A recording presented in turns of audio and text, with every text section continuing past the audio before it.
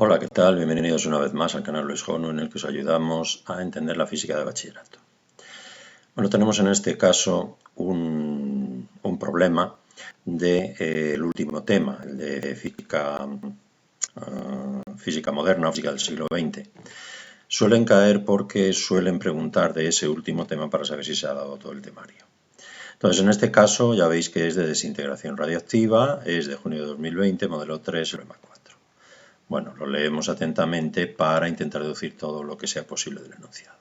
Nos dice el yodo 131, el 53131, es un isótopo radioactivo utilizado en medicina nuclear que emite una partícula beta y se transforma en xeno, con un periodo de semidesintegración de 8,02 días, y partiendo de una muestra de 0,35 gramos de yodo, determinar el número atómico, número másico y número de neutrones del isótopo de xeno generado en esta transformación. Bueno, pues para eso tenemos que saber qué es una partícula beta. ¿De acuerdo?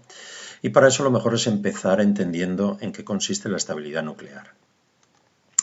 Aquí tenemos un núcleo que está formado por neutrones y protones. Entonces, si recorremos la tabla periódica, vemos que al principio tenemos aquí un núcleo de helio. El helio es de número atómico 2 y de número másico 4, es decir, tiene 2 protones y 2 neutrones. Bueno, al principio ya veis que el número de neutrones y el número de protones prácticamente están en una proporción de 1 a 1. Pero si vamos recorriendo la tabla, por ejemplo aquí tenemos el 53, este isótopo radiactivo, es decir, el estable no es 131, pero bueno, para lo que queremos nos vale.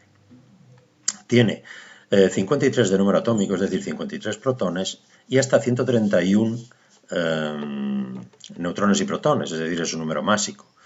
La diferencia sería 131 menos 53, es decir, 70 y tantos. Bueno, eso quiere decir que es ya de 1 y pico.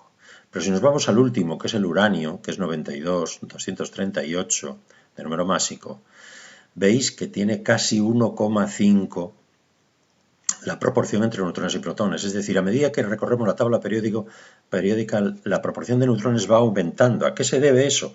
Pues a que los neutrones son los que le dan la estabilidad al núcleo. ¿Por qué? Pues porque los protones tienen todos carga positiva, por lo tanto se repelen unos a otros. Luego entonces, si no conseguimos contrarrestar esa repulsión, no podrían estar juntos en el núcleo, que es un espacio extremadamente pequeño. Entonces para eso están los neutrones, ya que la fuerza nuclear fuerte, que es una fuerza de atracción entre todos los nucleones, contrarresta la fuerza de repulsión electrostática. Por lo tanto, si no tenemos el número adecuado de neutrones, pues entonces el núcleo no es estable. Es decir, se rompería y a eso es a lo que llamamos un núcleo radiactivo. Es decir, un núcleo inestable, un núcleo que se rompe. En esa ruptura, a eso es a lo que llamamos radiactividad, ya que se emiten, además de poder dar otros núcleos radiactivos, como en este caso, por ejemplo, que nos da el xenón, bueno, no necesariamente radiactivos, pueden ser estables. Pero como producto de esa radiactividad, como producto de esa ruptura del núcleo, se pueden emitir estas tres partículas, estos tres tipos de partículas. Las alfa, que son núcleos de helio, como tenemos aquí. Las beta, que son electrones que provienen del núcleo, no de la corteza electrónica, son electrones con alta energía. Y también energía en forma de fotones también de alta energía, radiación gamma. ¿De acuerdo? Es decir, además de esos núcleos que nos den, también se producen, como producto de esa ruptura, estas tres partículas, que es a lo que nosotros llamamos radiactividad natural. En el caso de la beta, tenemos la beta menos y la beta más. La emisión beta menos consiste en que un neutrón del núcleo se convierte en un protón mediante la emisión de un electrón, que a eso se llamamos partícula beta, y de un antineutrino. Aunque también se puede dar este otro tipo de emisión beta, la beta más, en la que un protón se convierte en un neutrón y además nos da un positrón y un neutrino. ¿De acuerdo? Positrón, la antipartícula del electrón. Por lo tanto, entonces, en este caso, el yodo 131, que es radiactivo, por lo tanto inestable, emite una partícula beta. ¿Eso qué quiere decir? Pues que uno de los neutrones del yodo se convertirá en un protón. Además, emite esa partícula beta, el electrón, y un antineutrino. Es decir, en este caso tenemos la emisión beta menos. Bueno, pues Si vamos al apartado A, en el que nos preguntan cuál es el número atómico, bueno, pues si un neutrón se convierte en un protón, quiere decir que el número atómico aumenta en una unidad. Por lo tanto, el 53 se convierte en 54 y por eso nos dicen que es el xenón, que es el siguiente en la tabla periódica, el yodo. ¿De acuerdo? El número másico. Como el neutrón se convierte en protón, la suma de neutrones y protones no cambia. Entonces, seguimos con 131. Ese será el nuevo número másico. Bueno, el nuevo que es el mismo que el de antes. Y también el número de neutrones del isótopo. ¿Cómo calculamos el número de neutrones? Pues como siempre, la diferencia entre el número másico y el número atómico. El número másico es neutrones más protones, y eso le quitamos los protones, que es el número atómico, pues 131 menos 54 nos da 77 neutrones. ¿De acuerdo? Así es como deberíamos escribir correctamente esta reacción, ya que en las reacciones nucleares lo que tenemos que procurar es que en esa ecuación se mantenga el número másico y el número atómico. Por lo tanto, por eso ponemos aquí en la beta menos 1, 54 menos 1, 53. Y aquí 0, puesto que no cambia, es 131. ¿De acuerdo?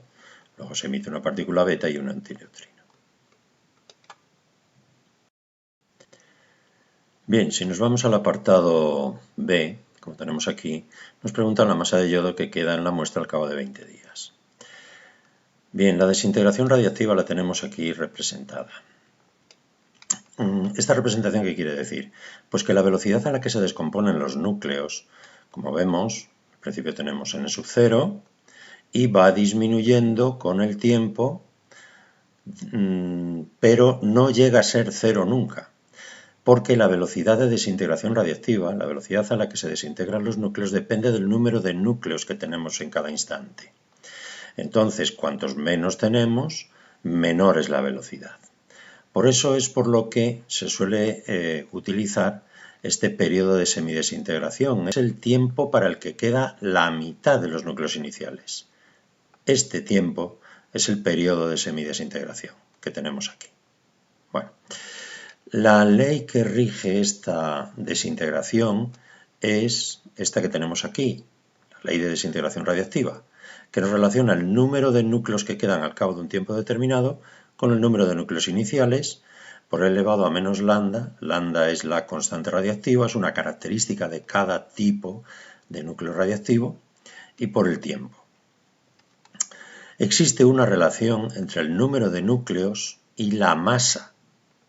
El número de núcleos final y la masa final y el número de núcleos inicial y la masa inicial. Aquí la tenemos. ¿Cómo la calcularíamos? ¿Cómo pasaríamos de número de núcleos a masa? Pues mediante el mol. Si lo que tenemos inicialmente son 0,35 gramos, para saber el número de moles que tenemos, dividiríamos por sería lo que es un mol, que sería el peso molecular en gramos, ¿no? Si fuera una molécula, como es un átomo, es el peso atómico en gramos, la masa atómica en gramos. Pues 131 gramos por mol en el caso del yodo. Si dividimos 0,35 entre 131, tenemos que son 0,0267 moles, lo que representan 0,35 gramos. Como cada mol tiene el número de Avogadro de, en este caso, átomos, pues si multiplicamos el número de moles por el número de átomos de cada mol, pues tenemos 1,609 por 10 elevado a 21 átomos o núcleos, en este caso núcleos, que tendríamos inicialmente. Pero luego, para volver a calcular una vez que tengamos n, volver a pasarlo a m, tendríamos que hacer la misma operación, solo que al revés. Por lo tanto, entonces, la relación que hay entre n, número de núcleos finales, y la masa final, el número de núcleos inicial y la masa inicial, es la misma. Por lo tanto, podemos escribir también de esta manera la ley de desintegración radiactiva. Esta sería la masa que tenemos al cabo de un tiempo determinado, masa inicial por elevado a menos la constante radiactiva por t. Tened en cuenta que esto es un exponente, y el exponente no tiene unidades, ya que es el número de veces que tenemos que multiplicar por sí mismo la base, es decir, el número e. Por lo tanto, si lambda lo ponemos en días menos 1, t vendrá en días, si lambda lo ponemos en años menos 1, t vendrá en años, y si lambda lo ponemos en horas menos 1, t vendrá en horas. ¿De acuerdo? Bueno, pues lo primero que tenemos que hacer es calcular la constante radiactiva, que según tenemos aquí es el neperiano de 2 partido por la constante radiactiva. Periodo de semidesintegración, neperiano de 2 partido por la constante. Sustituimos neperiano de 2, constante, 8,02 días, por lo tanto nos queda el periodo de semidesintegración, 8,02 días, y nos queda 0,086 días menos 1, que es la constante radiactiva. Sustituimos, y entonces nos queda elevado a menos 1,72, que es 0,18.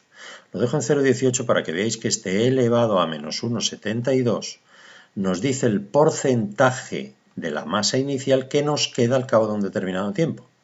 En este caso un 18%, 0,18, ¿de acuerdo? Multiplicando 0,063 gramos nos quedan al cabo de 20 días.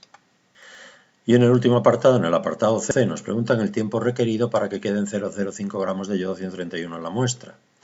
Es decir, en el caso anterior, aquí tenemos la ley de desintegración, en el caso anterior nos decían para 20 días qué masa nos queda. Ahora nos dan la masa y nos preguntan pues para cuántos días.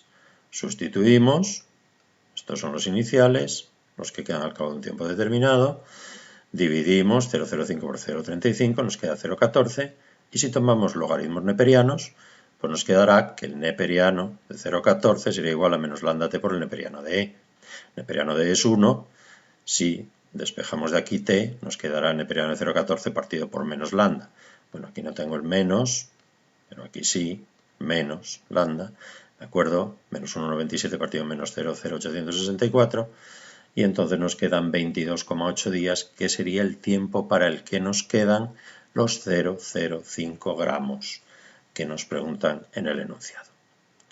Bueno, pues nada más. Espero haberos ayudado a entender qué es la desintegración radiactiva, en qué consiste la estabilidad nuclear y, como siempre, hasta un próximo vídeo y no olvidéis suscribiros. Un saludo.